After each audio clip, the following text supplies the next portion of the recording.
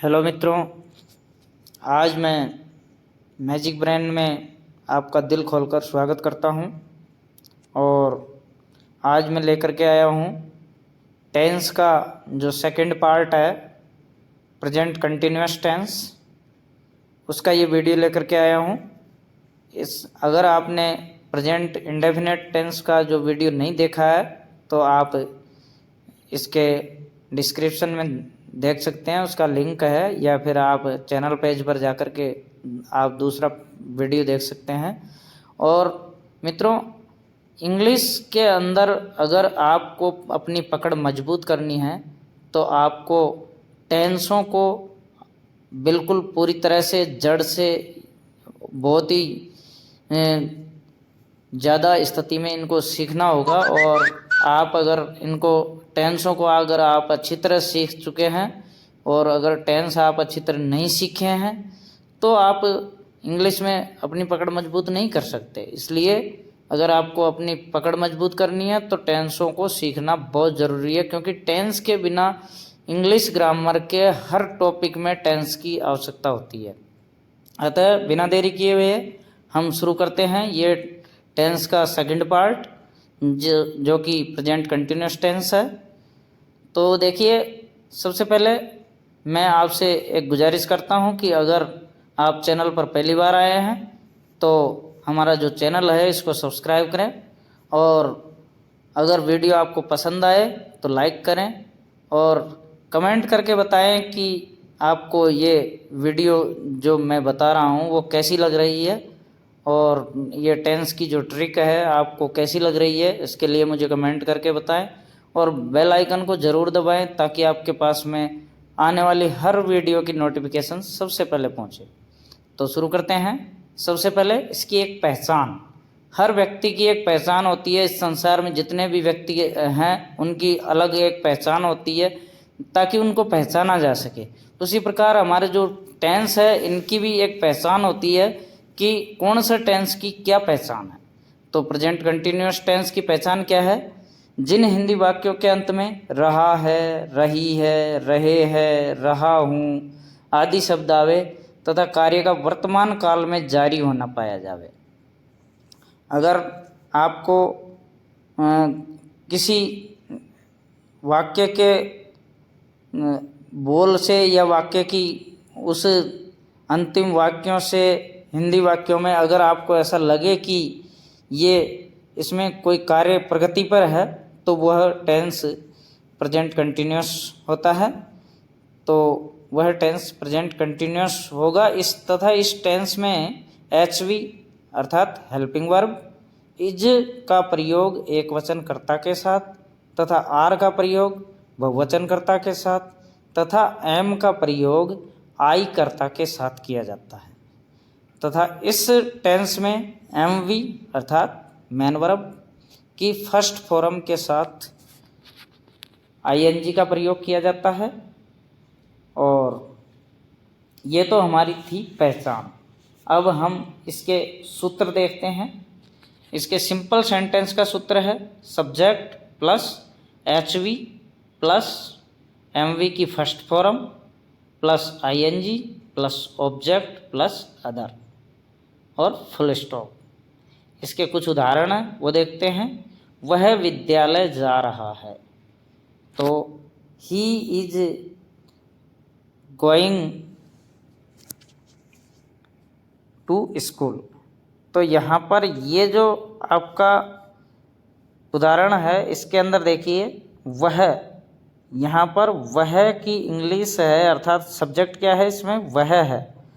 तो हम सूत्र के हिसाब से जमाएंगे। सबसे पहले सब्जेक्ट के अंदर क्या है, वह, और वह की इंग्लिश है ही। और फिर सूत्र में क्या है, HV अर्थात हेल्पिंग वर्ब।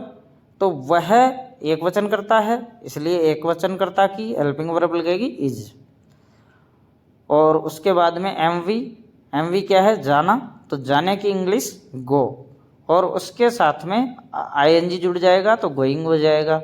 और किसी जगह से, स्थान से जुड़ाव होने की स्थिति में टू से हम जोड़ते हैं, तो टू से उसको जोड़ दिया और ऑब्जेक्ट क्या आ गया, स्कूल, इसलिए he is going to school. इसी प्रकार वे पुस्तक पढ़ रहे हैं, ये वाक्य बहुवचन है, प्लूरल है। तो देखिए वे पुस्तक पढ़ रहे हैं, तो यहाँ पर सब्जेक्ट क्या है? दे। तो दे आर रीडिंग बुक। मैं खाना खा रहा हूँ, आई एम ईटिंग फूड। तो इस प्रकार देखिए ये आपने सिंपल सेंटेंस का सूत्र के हिसाब से इसके उदाहरण देखे। और अब हम देखते हैं नेगेटिव सेंटेंस। तो नेगेटिव सेंटेंस में क्या है? नेगेटिव सेंटेंस का सूत्र है subject plus HV plus not plus MV की first form plus ING plus object plus other. यहाँ पर भी वही सूत्र के हिसाब से हमें वाक्य बनाना है। वह विद्यालय नहीं जा रहा है, यानी कि नेगेटिव का मतलब ही है जहाँ पर नहीं का प्रयोग हो या नकारात्मक स्थिति हो वो नेगेटिव होता है। तो वह विद्यालय नहीं जा रहा है। He is not going to school, यानी कि वह सब्जेक्ट ले लिया, फिर उसके बाद में एसवी ले ली इज, और नॉट का प्रयोग सेम टू सेम उतारना है, और एमवी का फर्स्ट फॉर्म गो है और उसमें आईएनजी जोड़ना है, टू जोड़ना है और ऑब्जेक्ट लगाना है। तो he is not going to school. वे पुस्तक नहीं पढ़ रहे हैं, they are not reading book. मैं खाना नहीं खा रहा हूँ, I am not eating food. तो इंट्रोगेटिव सेंटेंस सूत्र HV plus subject plus MV की first form plus ING plus object plus other. तो देखिए ये इंट्रोगेटिव सेंटेंस का सूत्र है। और इसके जो वाक्य हैं, क्या वह विद्यालय जा रहा है, is he going to school, क्या वे पुस्तक पढ़ रहे हैं, आर दे रीडिंग बुक, क्या मैं खाना खा रहा हूँ, एम आई ईटिंग फूड। तो ये थे हमारे इंट्रोगेटिव सेंटेंस के उदाहरण कुछ। और अब है इंट्रोगेटिव नेगेटिव सेंटेंस, और इसका सूत्र है HV plus subject plus not plus MV की first form ING object plus other. इसके कुछ उदाहरण हैं। क्या वह विद्यालय नहीं जा रहा है, is he not going to school, क्या वे पुस्तक नहीं पढ़ रहे हैं, are they not reading book, क्या मैं खाना नहीं खा रहा हूँ, am I not eating food. तो ये थे हमारे कुछ उदाहरण, और इसमें कुछ और उदाहरण हैं जो मैं आपको बताने जा रहा हूँ। ये प्रेजेंट कंटिन्यूअस टेंस के ही कुछ और उदाहरण हैं।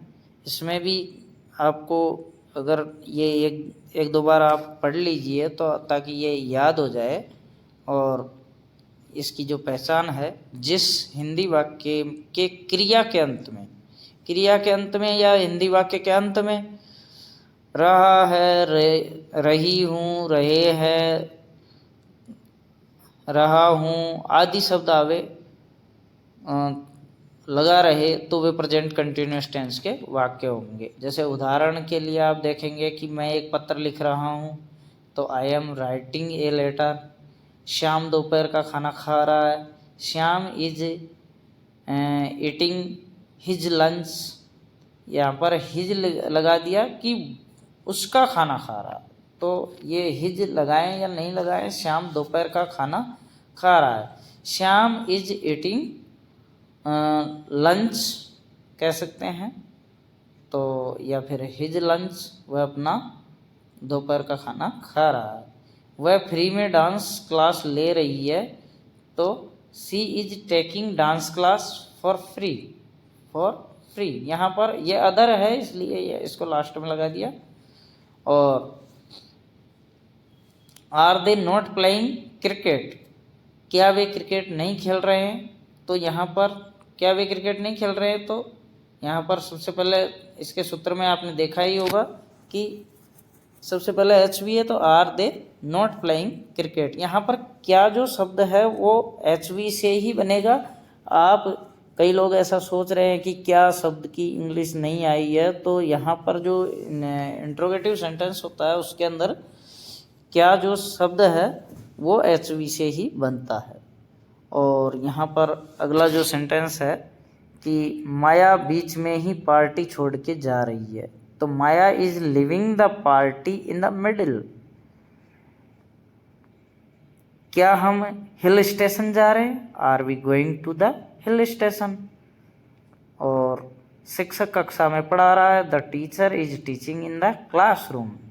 तो देखिए ये चीज़ें आपको कैसी लगी मुझे कमेंट में ज़रूर बताएं। और आपकी एक समस्या, शायद आप ऐसा सोच रहे हैं कि ऐसा ये जो अदर है उसको, देखिए हमने सूत्र के हिसाब से हम क्यों जमाते हैं वाक्य को, क्योंकि कभी कभी हम जैसे दीपावली पर बढ़िया साफ सफाई करते हैं और सामान को रूम के अंदर जमाते हैं, तो जो अच्छे दिखने वाले सामान है उसको आगे रखते हैं और जो अच्छा नहीं दिखता है उसको लास्ट में रखते हैं। तो उससे क्या है कि थोड़ी अच्छी लुकिंग आ जाती है। तो ये क्या है कि वाक्य अटपटा न लगे, इसकी वजह से हम सूत्र के हिसाब से जमाते हैं और सूत्र के हिसाब से जमाने पर वो वाक्य बोलने में थोड़ा अटपटा नहीं लगता है, इसलिए हम सूत्र के हिसाब से जमाते हैं। तो ये जो अदर है, जो अन्य चीज़ें हैं उसको लास्ट में डाल देते हैं, अन्य बच जाता है। जैसे